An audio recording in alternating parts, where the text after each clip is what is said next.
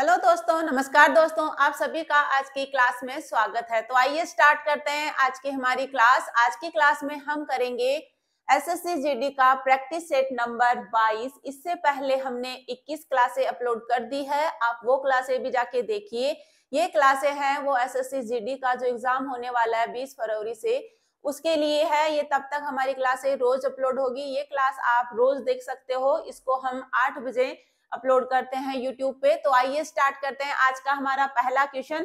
पहला क्वेश्चन है आपके सामने और इसका आंसर बताइए जल्दी से। क्वेश्चन में दे रखा है, निम्नलिखित में से कौन सा लोक नृत्य भारतीय राज्य महाराष्ट्र में मुख्य रूप से नहीं किया जाता है। तो इनमें से कौन सा लोक नृत्य है जो महाराष्ट्र का नहीं है। इनमें से कौन सा लोक नृत्य है जो महाराष्ट्र में नहीं किया जाता है। ऑप्शन देखिए, ए लावणी, बी कोली, सी रऊफ और डी है तमाशा। तो इनमें से कौन सा लोक नृत्य ऐसा है जो महाराष्ट्र का नहीं है। तो ये है राहुप। कौन सा है? राहुप जो है कहाँ का है? ये जम्मू कश्मीर राज्य का है। इसके अलावा महाराष्ट्र के और कौन कौन से लोक नृत्य हैं वो भी देखते हैं, कौन कौन से इंपोर्टेंट है जो एग्जाम में पूछे जाने की जिनकी संभावना है। देख लीजिए कुछ इंपोर्टेंट लोक नृत्य जो महाराष्ट्र के हैं। लावणी है, वेरी वेरी इंपोर्टेंट। पावदास नृत्य है, तमाशा लोक नृत्य है, ये महाराष्ट्र का है। कोली नृत्य, बोहदा नृत्य और लेजम नृत्य। तमाशा और लावणी याद रखना है कहाँ का है, ये महाराष्ट्र के है। तो ये इंपोर्टेंट हुआ पहला क्वेश्चन। देखिए ये सारे इससे इंपोर्टेंट पॉइंट है जो एग्जाम में पूछे जा सकते हैं। लोक नृत्य और उत्सव त्योहार है वो हर शिफ्ट में पूछे गए थे पिछली बार और इस बार भी पूछे जाएंगे। तो आपको जितने भी लोक नृत्य हैं, जितने भी राज्यों के, सबके सारे के सारे लोक नृत्य आपको याद करके जाने हैं एग्जाम में। नेक्स्ट क्वेश्चन की ओर बढ़ते हैं और इसका आंसर बताइए। क्वेश्चन में दे रखा है, गणगौर महोत्सव देवी के सम्मान में अधिकांशतः राजस्थान की महिलाओं द्वारा मनाया जाता है। गणगौर महोत्सव है ये कौन से राज्य में मनाया जाता है? ये राजस्थान राज्य का महोत्सव है। और किनके द्वारा? महिलाओं के द्वारा ये मनाया जाता है। और ये कौन सी देवी के सम्मान में मनाया जाता है? ये गणगौर महोत्सव है, इसमें कौन सी देवी की पूजा की जाती है? तो ये पार्वती देवी के सम्मान में मनाया जाता है। गणगौर उत्सव है, इसमें किसकी पूजा की जाती है? इस पार्वती की इसमें पूजा की जाती है। तो ये पार्वती देवी के सम्मान में गणगौर महोत्सव राजस्थान की महिलाओं द्वारा मनाया जाता है। नेक्स्ट क्वेश्चन की ओर बढ़ते हैं।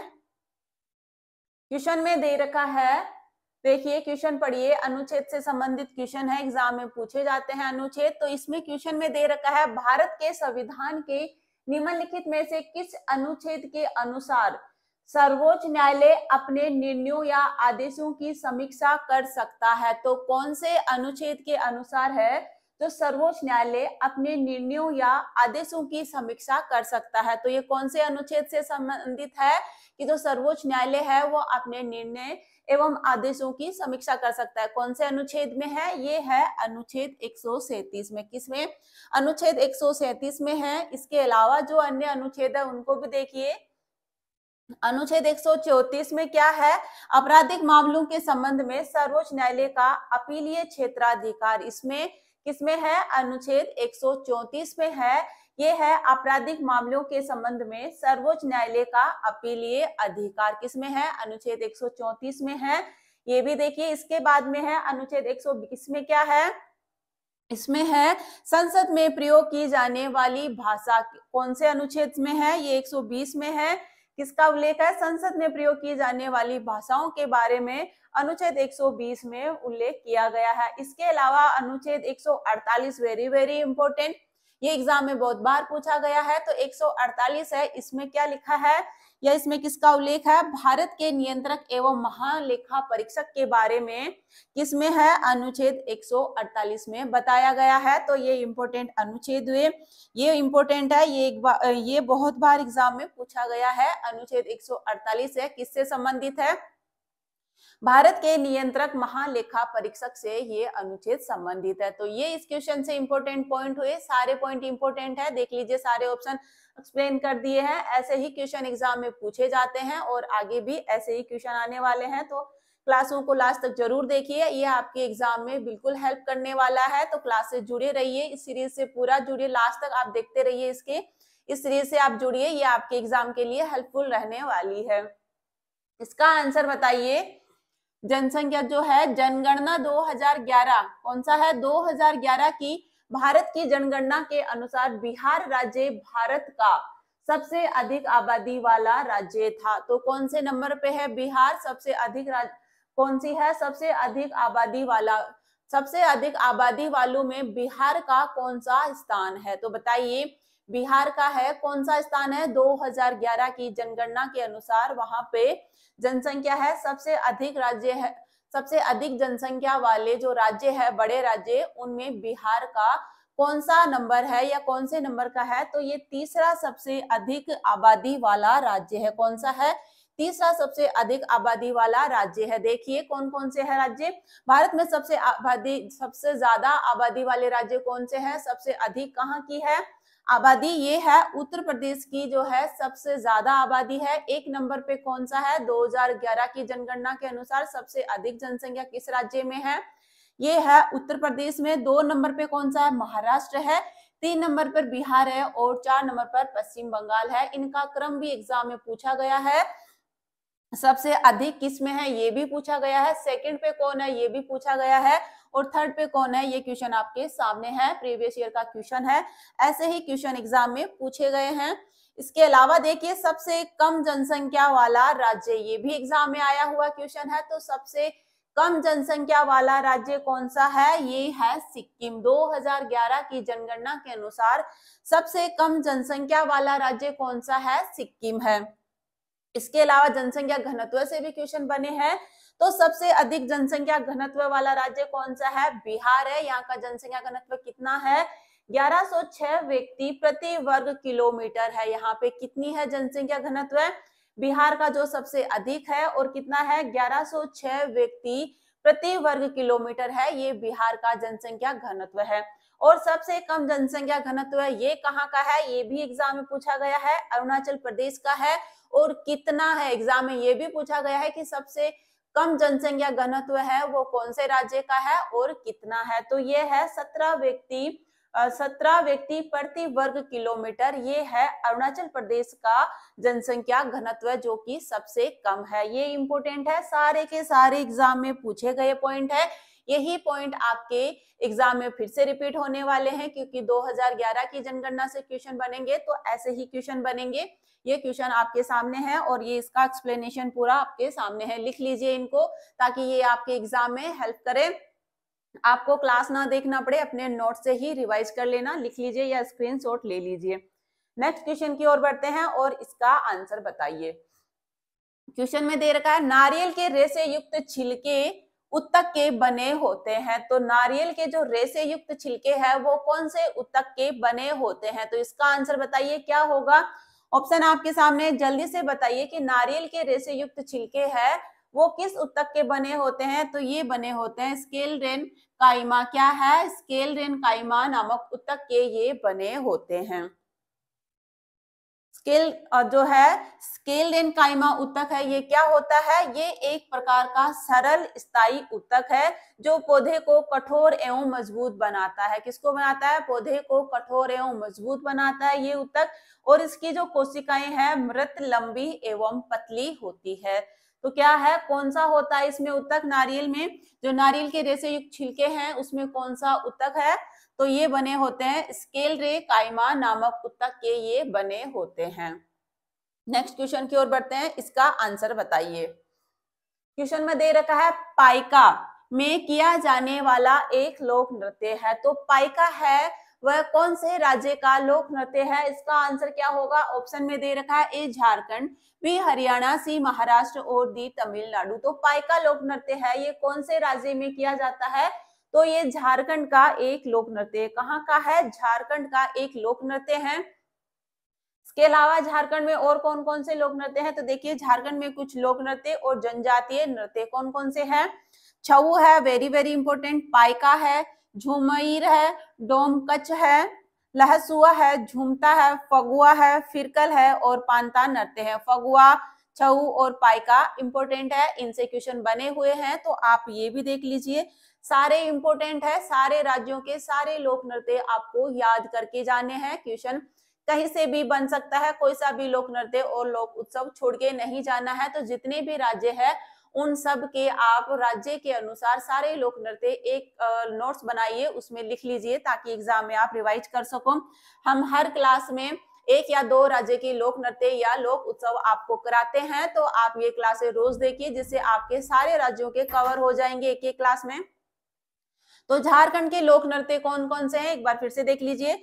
छऊ लोक नृत्य है, पाइका नृत्य है, झूमर है, डोमकच है, लसुआ है, झूमता है, फगुआ, फिरकल और पांता लोक नृत्य, ये सारे झारखंड के हैं। सब इंपोर्टेंट है, सारे यही एग्जाम में आपके बनेगा, इन्हीं में से आएगा। नेक्स्ट क्वेश्चन की ओर बढ़ते हैं और इसका आंसर बताइए। रामनवमी का त्योहार हिंदू माह में मनाया जाता है। तो रामनवमी का त्योहार है वो हिंदू महीने के अनुसार कौन से महीने में बनाया जाता है या कौन से हिंदू महीने में रामनवमी का त्योहार आता है। ऑप्शन में दे रखा है चैत्र, फाल्गुन, कार्तिक और अश्विन। तो कौन से महीने में मनाया जाता है, ये चैत्र माह में रामनवमी का त्योहार मनाया जाता है। रामनवमी का त्योहार है ये चैत्र मास के शुक्ल पक्ष की नवमी को मनाया जाता है। कब है, नवमी को मनाया जाता है। कौन सी शुक्ल पक्ष की नवमी है, कौन से महीने में आता है, ये अप्रैल या मई महीने में आता है। और ये मर्यादा पुरुषोत्तम भगवान श्री राम जी का जन्म दिवस के रूप में इसको मनाया जाता है। कौन से महीने में, चैत्र महीने में ये मनाया जाता है। नेक्स्ट क्वेश्चन की ओर बढ़ते हैं, फिर से अनुच्छेद वाला क्वेश्चन। ये क्वेश्चन एग्जाम्स में एक शिफ्ट में दो दो क्वेश्चन भी आए हैं अनुच्छेद के, तो आपके ये ऐसे क्वेश्चन आ सकते हैं। ये बिल्कुल परीक्षा के पैटर्न पर ही हम आपको क्लास करवाते हैं। किसी में एक अनुच्छेद आता है, किसी में दो आता है, किसी क्लास में किसी पेपर में दो लोक नृत्य पूछे हैं। तो ऐसे ही आपके एग्जाम में ऐसे ही क्वेश्चन आने वाले हैं, बिल्कुल एग्जाम के पैटर्न पर आपका ये क्लासें आती है। तो आप इन क्लासों से जुड़िए, ये क्लासें आपके एग्जाम के लिए बिल्कुल हेल्पफुल रहने वाली है। ऐसे ही क्वेश्चन आएंगे, इन्हीं में से आपको एग्जाम में क्वेश्चन जरूर देखने को मिलेगा आपके शिफ्ट में। क्वेश्चन दे रखा है, भारतीय संविधान का निम्नलिखित में से कौन सा अनुच्छेद भारत के महान्यायवादी से संबंधित है। तो इसका आंसर आप बताइए कि कौन सा अनुच्छेद है वो भारत के महान्यायवादी से संबंधित है। ये क्वेश्चन मैंने करवाया है, इसको फिर से लिया है, तो इसका आंसर बताइए कौन सा अनुच्छेद है वो भारत के महान्यायवादी से संबंधित है। और बाकी के अनुच्छेद है इनको भी एक्सप्लेन कीजिए। तो कौन सा है, ये है अनुच्छेद 76। कौन सा है, अनुच्छेद 76 है, वो भारत के महान्यायवादी से संबंधित है। इसके अलावा अनुच्छेद 78 है, ये किससे संबंधित है, ये भी देख लीजिए। राष्ट्रपति को सूचना प्रस्तुत करने के संबंध में प्रधानमंत्री के कर्तव्यों से संबंधित जो अनुच्छेद है ये कौन सा है, अनुच्छेद 78 है। इंपोर्टेंट है, ऐसे क्वेश्चन एग्जाम में बने हैं। इसके अलावा ऑप्शन जो दे रखा है अनुच्छेद 279A, ये किससे संबंधित है, जीएसटी परिषद केंद्र एवं राज्य सरकारों का संयुक्त मंच होगा। ये किस अनुच्छेद में है, ये है अनुच्छेद 279A में ये लिखा हुआ है कि जीएसटी परिषद केंद्र एवं राज्य सरकारों का संयुक्त मंच होगा। ऐसे ही अनुच्छेद एग्जाम में पूछे जाते हैं। इसके अलावा जो फोर्थ ऑप्शन है उसमें क्या है, अनुच्छेद 243I, ये इसमें क्या उल्लेख है, पंचायतों की वित्तीय स्थिति की समीक्षा के लिए वित्त समिति के गठन का उल्लेख जो है कौन सा अनुच्छेद करता है, ये करता है अनुच्छेद 243I जो है क्या उल्लेख करता है कि पंचायतों की वित्तीय स्थिति की समीक्षा के लिए वित्त समिति के गठन का ये उल्लेख करता है। तो ये देख लीजिए अनुच्छेद, ये ऑप्शन में दे रखे हैं, तो ये क्वेश्चन में भी बन सकते हैं। तो ये सारे क्वेश्चन है, ये सारे ऑप्शन है, सबके सब इंपोर्टेंट है। अनुच्छेद जितने भी है आपको जो जो इंपोर्टेंट है वो आपको करवा दिया जाएगा। तो आप क्लासों से जुड़िए, आपको टेंशन लेना नहीं है, एग्जाम तक आपके सारे क्वेश्चन क्लियर हो जाएंगे, सारे टॉपिक क्लियर हो जाएंगे। क्वेश्चन में दे रखा है, भूकंप के दौरान कंपन को मापने के लिए किस यंत्र का उपयोग किया जाता है। भूकंप के दौरान जो कंपन होता है उसको मापने के लिए कौन से यंत्र का उपयोग किया जाता है। तो ऑप्शन में दे रखा है रिएक्टर मापक्रम, मर्केली मापक्रम और सिस्मोग्राफ, और 4 नंबर पे है हाइग्रोमीटर। तो किसका उपयोग किया जाता है भूकंप के दौरान कंपन को मापने के लिए, तो ये किया जाता है सिस्मोग्राम का। किसको किया जाता है, सिस्मोग्राम का उपयोग किया जाता है। रिएक्टर मापक्रम है, ये किस लिए यूज किया जाता है, भूकंप की तीव्रता का पता लगाने के लिए किसका उपयोग किया जाता है, रिएक्टर पैमाने का उपयोग किया जाता है। इसके अलावा जो ऑप्शन में दे रखा है दूसरे में, ये है मर्कली तीव्रता पैमाना, ये किस लिए यूज किया जाता है, ये भी भूकंप की तीव्रता को मापने के लिए या तो रिएक्टर पैमाना यूज किया जाता है या मर्केली तीव्रता पैमाना यूज किया जाता है। इसके अलावा ऑप्शन में दे रखा है हाइग्रोमीटर, तो हाइग्रोमीटर है, इसको क्यों यूज किया जाता है? वायुमंडल में व्याप्त आर्द्रता को मापने के लिए हाइग्रोमीटर का यूज किया जाता है। वायुमंडल की आर्द्रता को मापने के लिए किसका यूज किया जाता है? हाइग्रोमीटर का यूज किया जाता है। ये एग्जाम में पूछा गया क्वेश्चन है, एसएससी सीजीएल में ये क्वेश्चन बहुत बार आया है, रेलवे में भी ये पूछा गया है। तो यह हाइग्रोमीटर है, वेरी वेरी इंपॉर्टेंट है। वायुमंडल में व्याप्त आर्द्रता नापने के लिए इसका उपयोग किया जाता है। नेक्स्ट क्वेश्चन की ओर बढ़ते हैं, इसका आंसर बताइए। जनसंख्या से जो 2011 की जनगणना है, इससे बहुत सारे क्वेश्चन बने थे और आगे भी बनते रहेंगे, तो इसका आंसर बताइए। भारत की जनगणना 2011 का आदर्श वाक्य या स्लोगन क्या था? तो 2011 की जनगणना हुई थी, उसका स्लोगन क्या था, आदर्श वाक्य क्या था?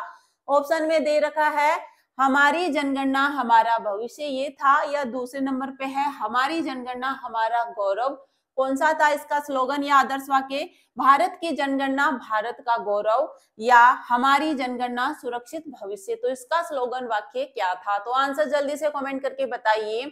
2011 की जनगणना के अनुसार जो है आदर्श वाक्य क्या था? क्या था? ये था हमारी जनगणना हमारा भविष्य। क्या था? हमारी जनगणना हमारा भविष्य।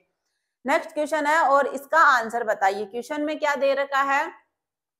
वह रासायनिक अभिक्रिया जिसमें का जोड़ या का निष्कासन हो अपचयन कहा जाता है। तो अपचयन में क्या होता है? अपचयन किसे कहते हैं? तो इसमें क्या होगा, किसका जोड़ होता है? इसमें हाइड्रोजन का जोड़ होता है और ऑक्सीजन का इसमें निष्कासन होता है। अपचयन में क्या होता है?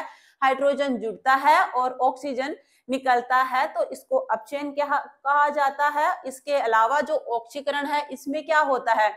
इसमें ऑक्सीजन का समावेश होता है या ऑक्सीजन जुड़ता है और हाइड्रोजन को हटाने को क्या कहते हैं? इसमें हाइड्रोजन है वो निकलता है या इससे हाइड्रोजन को हटाया जाता है, तो इसी को ऑक्सीकरण कहा जाता है। अपचयन में क्या होता है? हाइड्रोजन जुड़ता है, ऑक्सीकरण में क्या होता है? ऑक्सीजन जुड़ता है। आपको याद रखना है, कंफ्यूज नहीं होना है, ऐसे ही क्वेश्चन आते हैं एग्जाम में, तो ऑक्सीकरण और अपचयन को देख लीजिए, दोनों में कंफ्यूज नहीं होना है। नेक्स्ट क्वेश्चन की ओर बढ़ते हैं, इसका आंसर बताइए। क्वेश्चन में दे रखा है एबीडीएम का उद्देश्य देश के एकीकृत डिजिटल स्वास्थ्य अवसंरचना का समर्थन करने हेतु आवश्यक आधार विकसित करना है।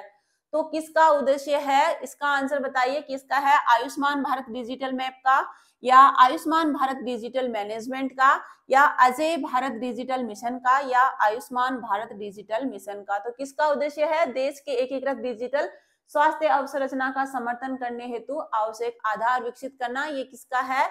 ये है आयुष्मान भारत डिजिटल मिशन का। और इसको कब लॉन्च किया गया था?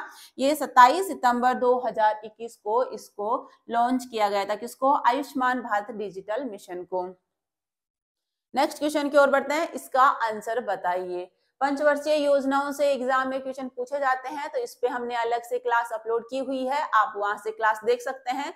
सारी पंचवर्षीय योजनाओं के उद्देश्य, मॉडल, उनका कार्यकाल सब उसमें बताया गया है, तो आप वो क्लास जरूर देखिए। क्वेश्चन में क्या दे रखा है? चौथी पंचवर्षीय योजना वर्ष में लागू हुई थी। तो चौथी पंचवर्षीय योजना है वो किस वर्ष में लागू हुई थी? ऑप्शन देख लीजिए, क्या दे रखा है? 1969, 1973, 1962 या 1966। तो किस वर्ष में चौथी पंचवर्षीय लागू हुई थी योजना? ये हुई थी 1969 में ये लागू हुई थी। और ये कब तक चली थी? ये चली थी 1974 तक। कौन सी है? चौथी पंचवर्षीय योजना है, 1969 से 1974 तक ये योजना चली थी। और इसका उद्देश्य क्या था? तो इस योजना का उद्देश्य क्या था? स्थिरता के साथ विकास करना और आर्थिक आत्मनिर्भरता की प्राप्ति करना। इनका उद्देश्य आपको याद रखना है। जितनी भी पंचवर्षीय योजनाएं हैं सबके उद्देश्य याद रखे जाने हैं, सबका कार्य का जितना भी इनका टाइम पीरियड था, कब से कब ये शुरू हुई और कब तक चली है, ये याद रखना है। इसका उद्देश्य क्या था?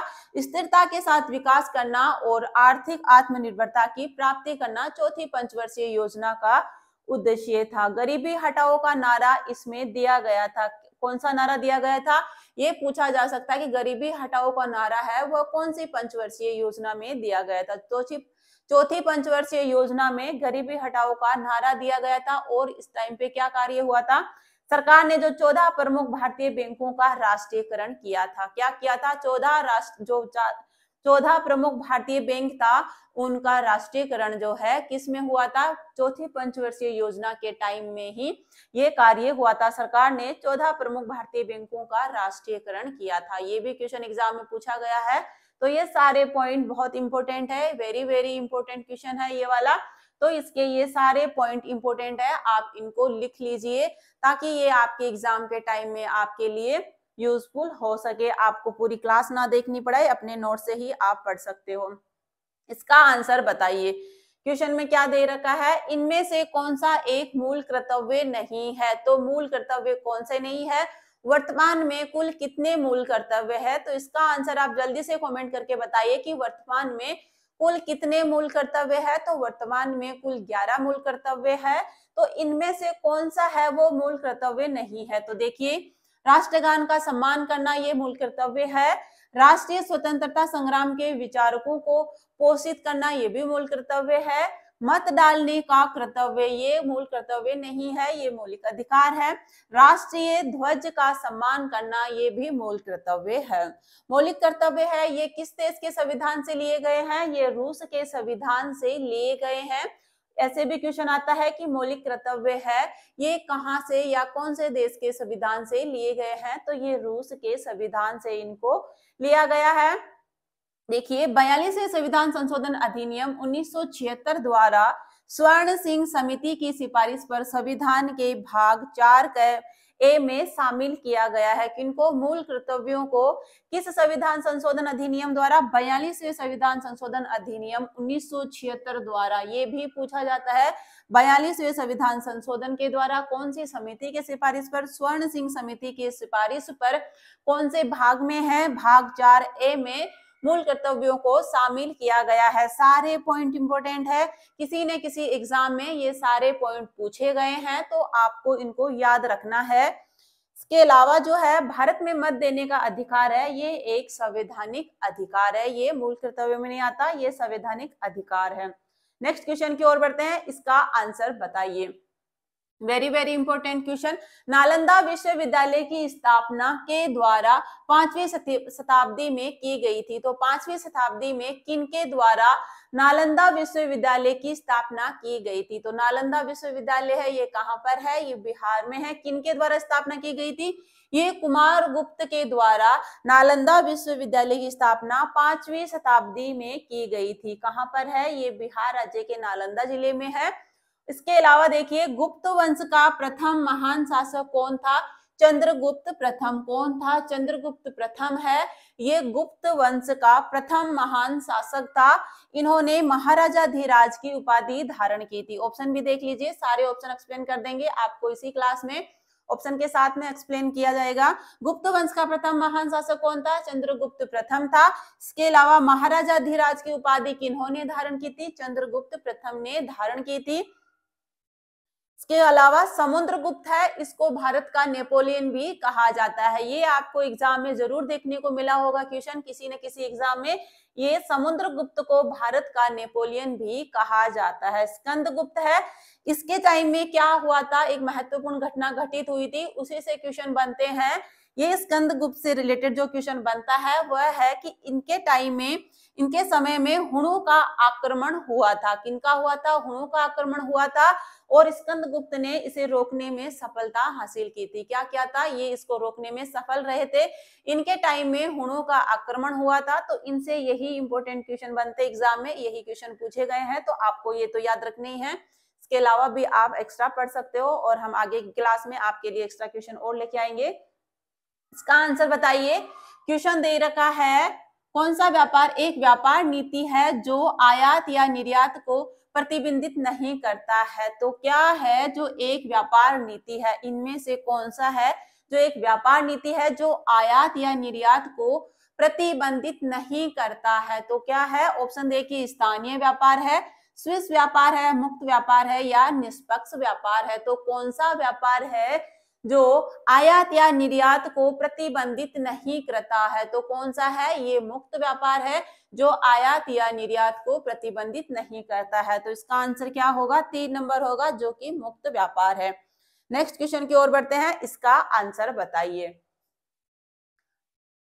क्या होगा इसका आंसर? केंद्र सरकार द्वारा नेशनल इंटेलिजेंस ग्रिड के नए मुख्य कार्यकारी अध्यक्ष के रूप में किसे चुना है? तो किसको चुना है? अध्यक्ष, सीईओ, महानिदेशक, इनसे रिलेटेड क्वेश्चन पूछे जाते हैं। तो जितनी भी संस्थाएं हैं आपको सबके अध्यक्ष, सीईओ जिनकी भी नियुक्ति होती है वो आपको याद रख के जाने हैं। तो इसका आंसर बताइए, केंद्र सरकार द्वारा नेशनल इंटेलिजेंस ग्रिड के नए मुख्य कार्यकारी अधिकारी के रूप में किसे चुना है? तो क्या होगा इसका आंसर? इसका आंसर होगा पीयूष गोयल जी को चुना गया है। इसका आंसर बताइए। प्राकृतिक गैस के ज्वलन पर कौन सी गैस मुक्त होती है? तो प्राकृतिक गैस के जलने पर कौन सी गैस मुक्त होती है? तो इसका आंसर क्या होगा? ऑप्शन में दे रखे हैं, ए है कार्बन डाइऑक्साइड, 2 नंबर पे है ओजोन, सी है हाइड्रोजन और डी है हाइड्रोजन सल्फाइड। तो प्राकृतिक गैस के ज्वलन पर कौन सी गैस मुक्त होती है? ये होती है कार्बन डाइऑक्साइड। कौन सी होती है? कार्बन डाइऑक्साइड होती है। और जो प्राकृतिक गैस है वो उसमें किसका मिश्रण होता है? मुख्य रूप से इसमें मीथेन का मिश्रण होता है। और इसमें कौन कौन से उत्पाद बनते हैं? जलवाष्प और कार्बन डाइऑक्साइड जो है इसमें उपोत्पाद बनता है। और ये एक कैसी है? कैसी गैस है? ये अनवीकरणीय गैस का उदाहरण है। कैसा है? अनवीकरणीय गैस का ये उदाहरण है। ये इस क्वेश्चन से इंपॉर्टेंट पॉइंट हुए। नेक्स्ट क्वेश्चन की ओर बढ़ते हैं, इसका आंसर बताइए। घरानों से रिलेटेड भी क्वेश्चन पूछे गए हैं, तो इसका आंसर बताइए। जानकी प्रसाद का संबंध कथक के किस घराने से है? तो जानकी प्रसाद है, इनका संबंध है वो किस घराने से है? तो ये है, ऑप्शन में दे रखे हैं, ए बनारस घराना, बी लखनऊ घराना, सी रायगढ़ घराना और डी जयपुर घराना। तो जानकी प्रसाद है वो किससे संबंधित है? ये बनारस घराने से संबंधित थे। नेक्स्ट क्वेश्चन की ओर बढ़ते हैं और इसका आंसर बताइए। जितने भी भारतीय राज्य हैं उनकी राजधानियां, उनकी लोकसभा सीट, राज्यसभा सीट, उनके प्रशासक, उनके मुख्यमंत्री, राज्यपाल जो भी है सब आपको याद रखने हैं। तो इसका आंसर बताइए जल्दी जल्दी। इसके बारे में जो भी आपको पता हो सब कमेंट करके बताइए। क्वेश्चन में क्या दे रखा है? क्षेत्रफल की दृष्टि से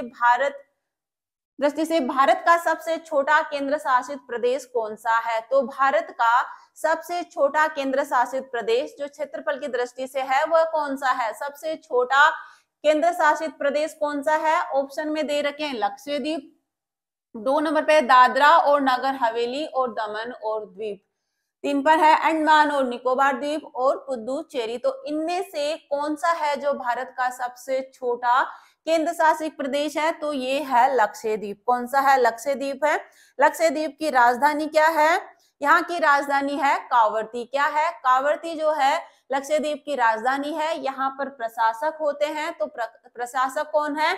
ये है प्रफुल्ल पटेल जी है, यहाँ के प्रशासक है। इसकी स्थापना कब की गई थी? ये की गई थी 1 नवंबर 1956 में। कब हुई थी? 1 नवंबर 1956 में इसकी स्थापना की गई थी।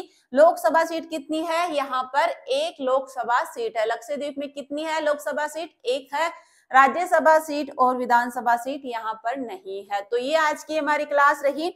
आपने कितने क्वेश्चन सही किए? 20 क्वेश्चन में से आपने कितने क्वेश्चन राइट किए हैं? ऐसे ही क्वेश्चन आपके एग्जाम में आएंगे, तो आप क्लासों से जुड़िए, क्लासों को लास्ट तक देखिए और इस सीरीज से जुड़िए। ये सीरीज आपके एग्जाम में हेल्पफुल रहने वाली है। ऐसे ही क्वेश्चन बिल्कुल एग्जाम के पैटर्न पर ही आपको क्लास कराई जाती है। आप देख सकते हो कि क्वेश्चन बिल्कुल ऐसे ही एग्जाम में पूछे जाते हैं। तो क्लास को लास्ट तक देखने के लिए थैंक यू। मिलते हैं कल की क्लास में, तब तक के लिए राम राम, थैंक यू।